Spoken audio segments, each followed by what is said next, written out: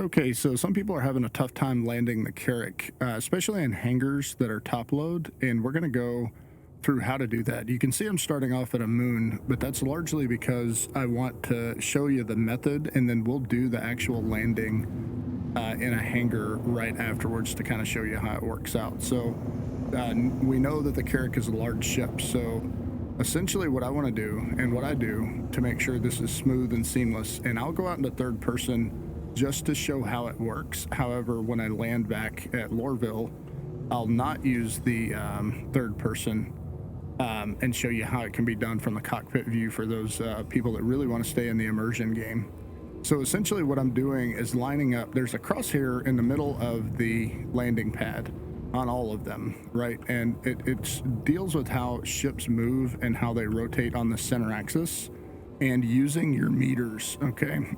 So essentially what I'm going to do is strafe around until I want to keep my orientation lock on 90 degrees, like I am dead center up and down, and I can even hit right shift so it locks, and then I can begin strafing. That way I'm not rotating my ship off of the 90-degree axis. So I'm basically direct up and down, and no matter what I do, when I hit right shift, it locks it into that orientation of 90 degrees. So I'm just strafing back and forth. And with the Carrack, it is a center mounted ship. So you're able to essentially, you're able to go direct up and down. And if you take a look right here, I'm at 90 degrees to the planet. I can then go out into third person and kind of show you what it looks like. And I'm going to back up into a couple different views so you can see. Now, ultimately, let me hit Z for free look and kind of show you where my ship is positioned at due 90 degrees to the ground or to my landing area, each direction. Now, once I'm to this point and I'm in this orientation mode where I'm dead centered, I want to rotate my ship so I'm more or less square with the pad as well. So there you can see I adjusted that, and I'll try to do a little bit of free look around. You can see I'm pretty much 90 degrees to the platform. I'm nice and centered or rolled right to left. Okay, I could stand just a touch, but nice and rolled left to right, so it's fairly lined up with the pad.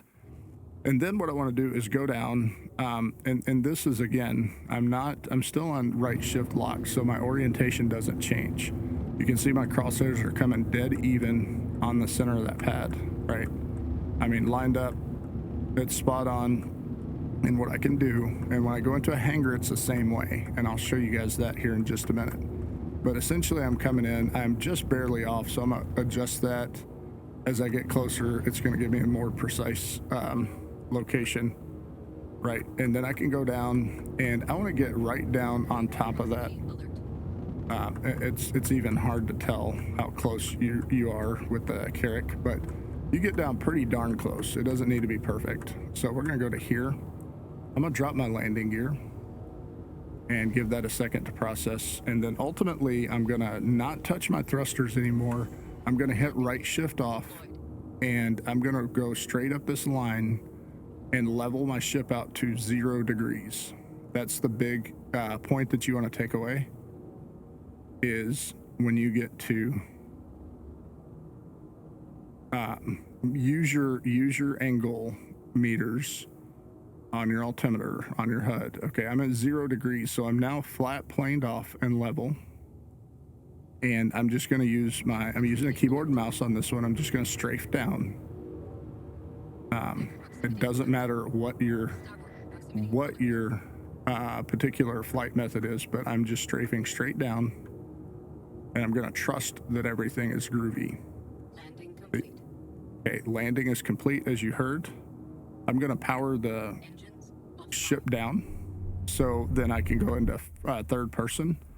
And you can see how does this line up on this pad in particular, so you can kind of replicate that at a hangar bay, right? So if you look, I've done better landings, but not much. You know, that thing is pretty much dead centered on the pad.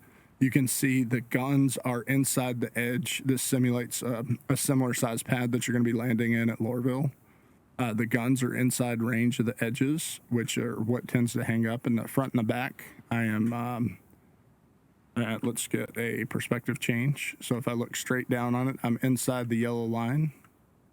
And then if I go up to the front side of this, I am also inside the yellow line. I mean, within a meter, it is dead on, right? So we're going to jump over to Lorville, and then I'll show you that same approach. And I won't leave the cockpit view to show you how simple it is, and then we'll look at the third-person view to review.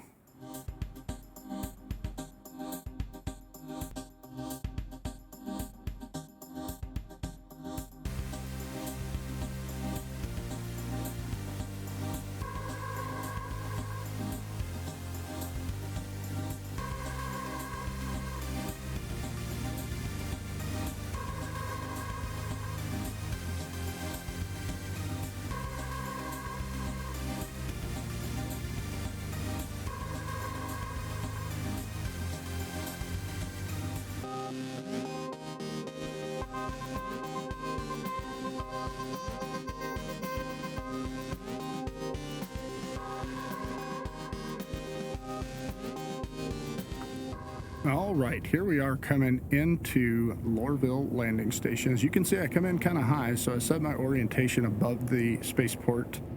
That way I don't have to worry about no-fly zones. Even when it goes wonky, this vertical approach really works well if the no-fly zones are being weird. So this way I can get directly over the top, get within range. Let me radio in my hangar. Let's see where we're going.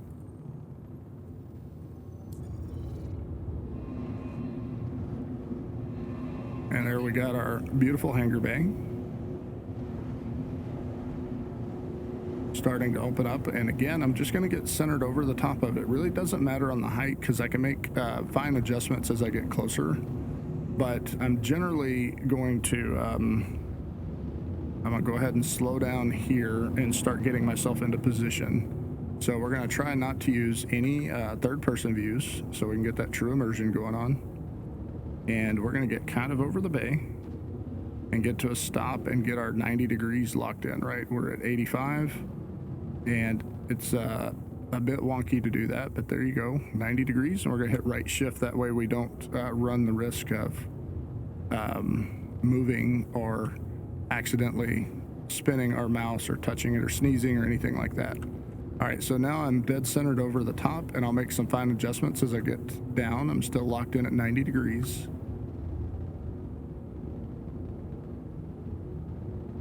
And we'll see when it gets really close, like how much more precise we can get on that target that's in the center. I know this one's turned sideways from what we were looking at the other bay, but it's still got a center marker for us to help us figure that out. All right, we're pretty low.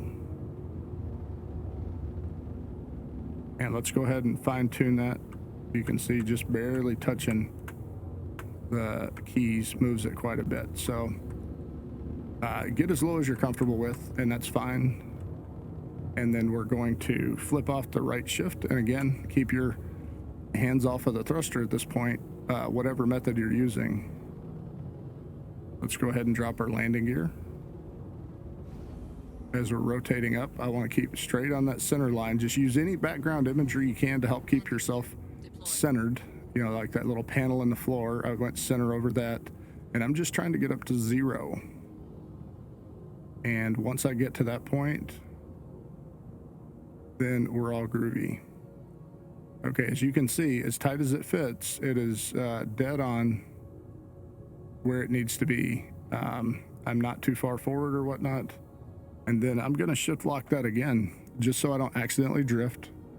And I'm just coming straight down.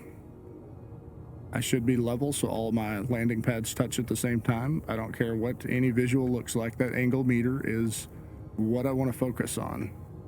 I don't recommend using auto land with the Carrack at this time. With the Caterpillar, it works fine. Carrack seems to be a little wonky. So this way, you'll be able to land safely without any concerns to your cargo that you're carrying or wrecking your ship. And boom, there we go. We are landed. I'm gonna power off and go into third person for the first time just to kind of inspect my work. You can see my guns. It's going to be kind of a tight view and fit here. I'll try to rotate in just a bit. Well, I tell you what, we'll take the more immersive approach, and we'll go out there and we'll go out and have a look directly at the ship and the parking job and kind of see what it looks like from a first-person perspective on the ground. So as you can see, like it really wasn't any stress. It just takes a second to make sure you're lined up correctly.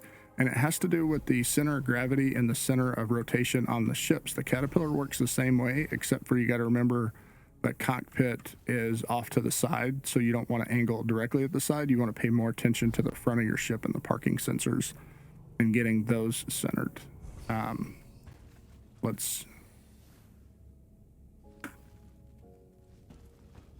on, it's awful dark in here.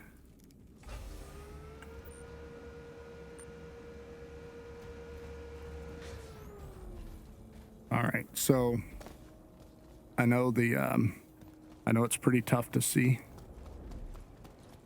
with the lighting. My flashlight's not going to help out a lot here, but you can see the guns well within the edges. The ship's nice and centered, front to back. As you saw it coming down, it's pretty tight both directions, front to back and side to side. So we'll see if I can show this one. Yep. So you can see the guns are centered, no fear of them hitting the side, and front to back, it's in a great spot. So I'm gonna close this up, wrap up the video. Hope it's helpful to you guys. Thank you so much for tuning in. Fly safe and enjoy that Carrack just a little bit more.